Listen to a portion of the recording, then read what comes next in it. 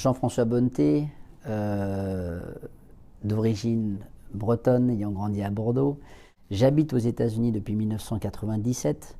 J'ai donc fait la fin de mes études universitaires ainsi que toute ma carrière professionnelle aux États-Unis et une partie à Houston. Voilà, donc je suis implanté aujourd'hui ici. La représentativité des Françaises et des Français de l'étranger est une question qui date depuis un certain moment. On en parlait déjà aux États généraux de 1789 et on se posait la question comment allons-nous représenter les Françaises et les Français de l'étranger.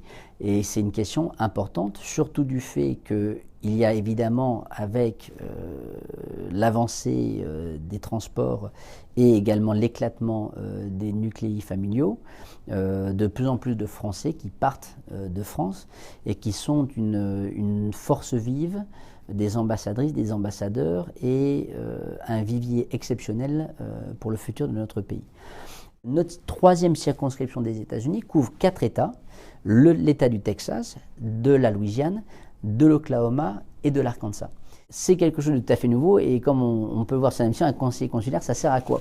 C'est un rôle consultatif, c'est-à-dire qu'on va être consulté sur un certain nombre de sujets qui peuvent aller de l'action sociale à la protection sociale, à l'emploi, à l'apprentissage, la formation professionnelle, la sécurité. Ça peut être des sujets stratégiques comme quels outils doit-on mettre en place au niveau de l'éducation française ou on va dire de l'éducation en français dans notre circonscription pour pouvoir répondre aux besoins dans 5 ans, dans 10 ans, dans 20 ans.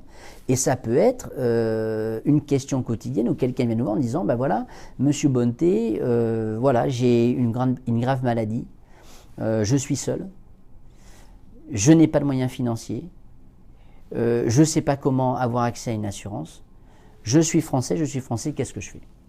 Le consul général de France, donc l'honorable Sugiro Sim, aujourd'hui en poste, préside le conseil consulaire qui doit se réunir au moins une fois par an.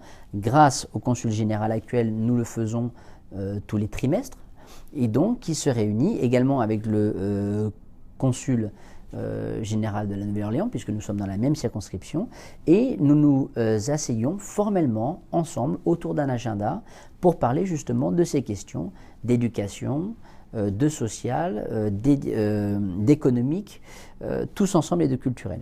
La réalité, c'est quoi? C'est que c'est une relation quasiment quotidienne, puisque l'objectif de toutes les associations, bien sûr du Consul général de France, des équipes du consulat et des conseillers consulaires, c'est quoi? C'est de répondre aux attentes de nos ressortissants. On est là pour ça.